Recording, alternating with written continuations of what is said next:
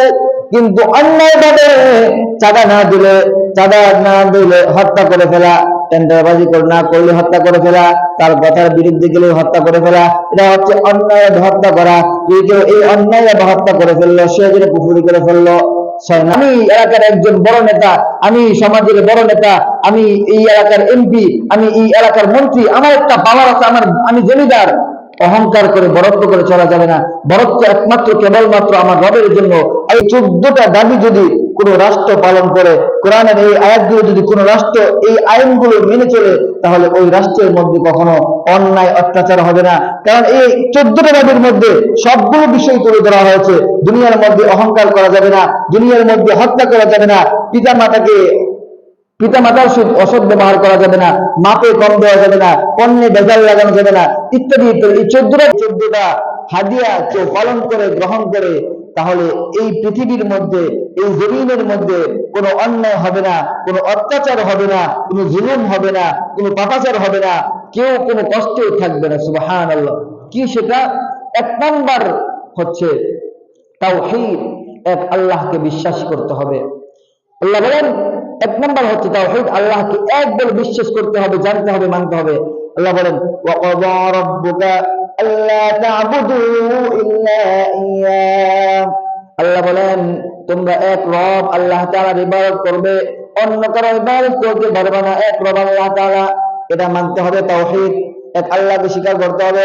2 number দাবি হচ্ছে, 2 number হাদিয়া হচ্ছে, 2 নাম্বার নিয়ম হচ্ছে পিতা মাতার খেদমত করা। 1 নাম্বার হচ্ছে আল্লাহ তাআলাকে একবারে বিশ্বাস করা, 2 নাম্বার হচ্ছে পিতা মাতার খেদমত করা।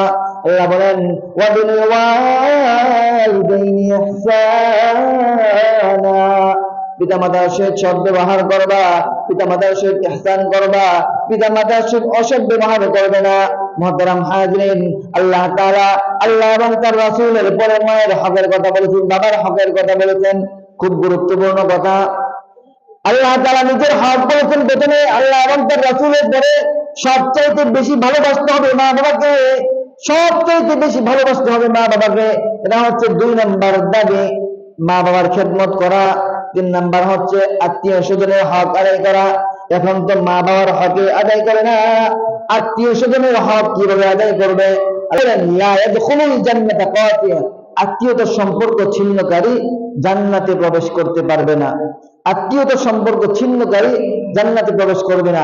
4 নাম্বার হচ্ছে অপচয় করবে না, অপচয় করবে না।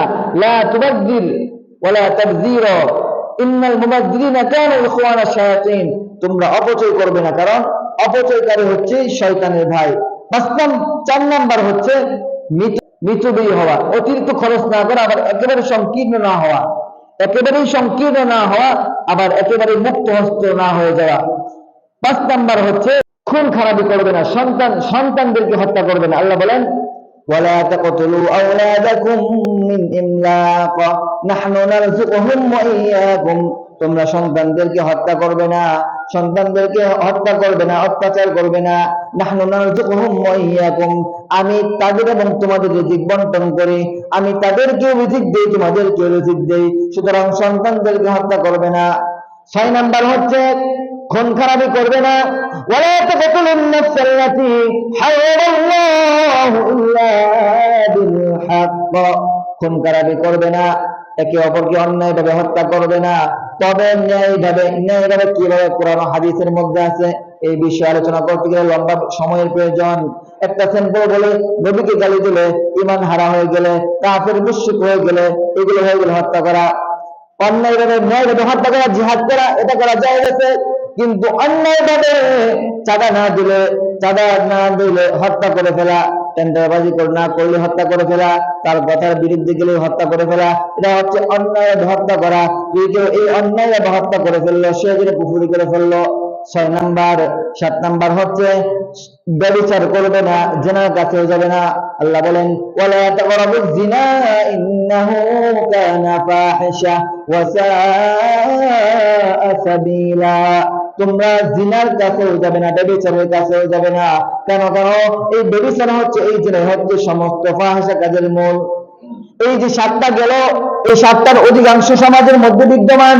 যদি কোনো বান্দা যদি কোনো সমাজের মধ্যে এই নিয়মগুলি আদায় করে, এই নিয়মগুলি ফলো করে, এই নিয়মগুলো মানে, তাহলে ওই সমাজের মধ্যে কোনো অন্যায় আচার হবে না, কোনো জুলুম হবে না, ওই সমাজের মধ্যে কোনো ভেজাল থাকবে না, কোনো সমস্যা থাকবে না। 8 নাম্বার হচ্ছে এতিমের মালের কাছেও যাবে না। এখন তো বাবা নাই, চাচা বাতিজার সম্পদ লুণ্ঠন করে ফেলে, বাবা তার বড় ভাই অন্ধকারে বাতিজা আছে, তাদের সম্পদগুলো নিজের সম্পদ বলে দাবি করে, দলিলগুলো অন্যায়ভাবে লুটে নেয়। আল্লাহ বলেন ওয়ালা তাকরাবু মালাল ইয়াতীমি ইল্লা বিল্লাতী হিয়া আহসান হাত্তা ইয়াবলুগা আশুদ্দা। আল্লাহ বলেন ওয়ালা তাকরাবু মালাল ইয়াতীম, তোমরা ইয়তীমের মালের কাছেও যাবে না, ইল্লা, তবে হ্যাঁ যেতে পারবে, ইল্লা বিল্লাতী হিয়া আহসান, তবে কল্যাণের জন্য যেতে পারবে, ভালো কাজের জন্য যেতে পারবে, কল্যাণ ছাড়া যেতে পারবে না। হাত্তা ইয়াবলুগা আশুদ্দা, ততক্ষণ পর্যন্ত যতক্ষণ না তারা জ্ঞান বুদ্ধি বিবেক বুদ্ধি সম্পন্ন হয়।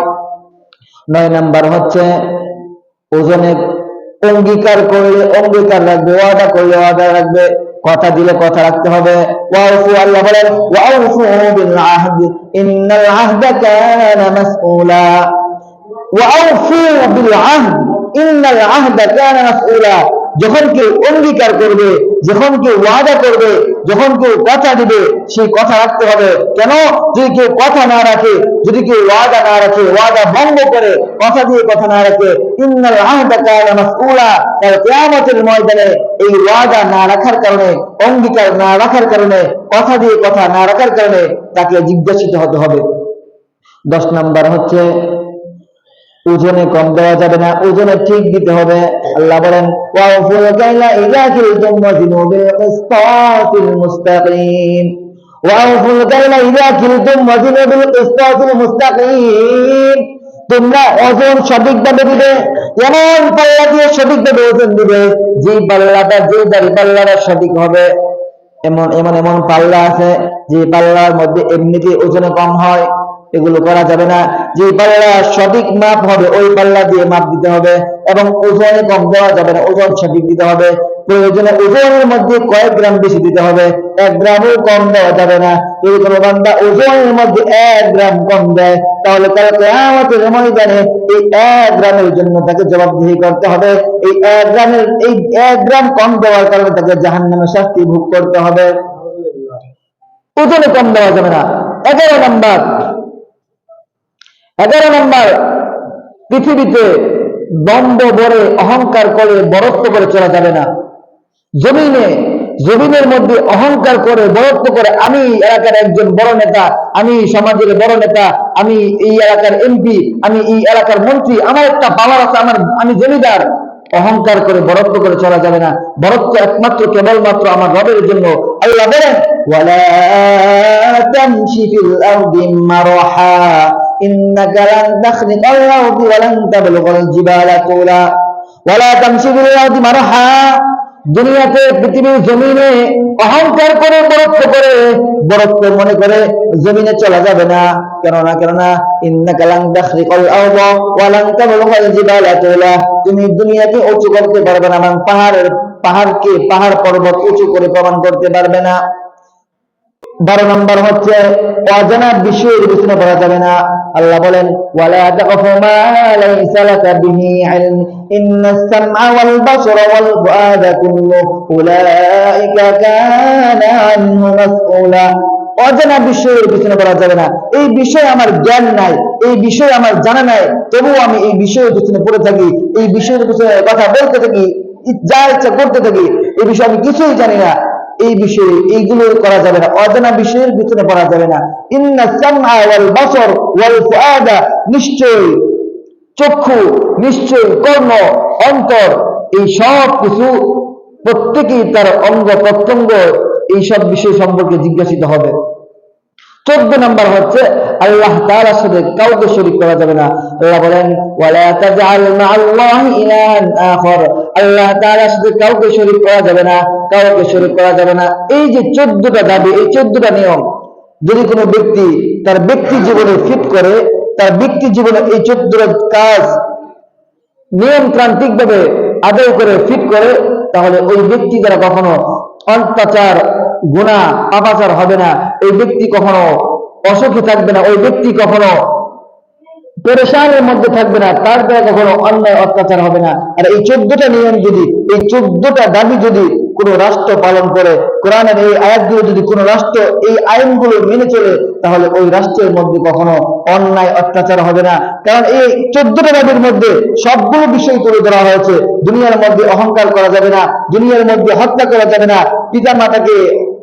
পিতা মাতার অসৎ ব্যবহার করা যাবে না, মাপে কম দেওয়া যাবে না, পণ্যে ভেজাল লাগানো যাবে না, ইত্যাদি ইত্যাদি। এই 14টা বিষয় যদি কোন রাষ্ট্রের মধ্যে বিষয় পালন করে, তাহলে ওই রাষ্ট্রের মধ্যে কোনো জুলুম, অত্যাচার, কোনো ব্যভিচার, কোনো ধর্ষণ, এগুলো কিচ্ছু হবে না যদি কেউ এগুলো পালন করে।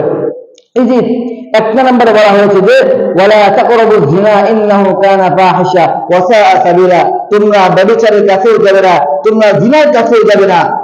অথচ দেখেন সমাজের মধ্যে জিনা ব্যভিচারের অভাব নাই, দর্শনের অভাব নাই। যদি সমাজের মধ্যে, দেশের আইনের মধ্যে কোরআনের একটা নিয়ম যদি চালু থাকতো যে ধর্ষণ করলে ধর্ষণের শাস্তি কোরআন অনুযায়ী হবে, একটা লোক বা কয়েকটা লোককে যদি একবার শাস্তি দিত, তাহলে ওই এলাকায়, ওই দেশে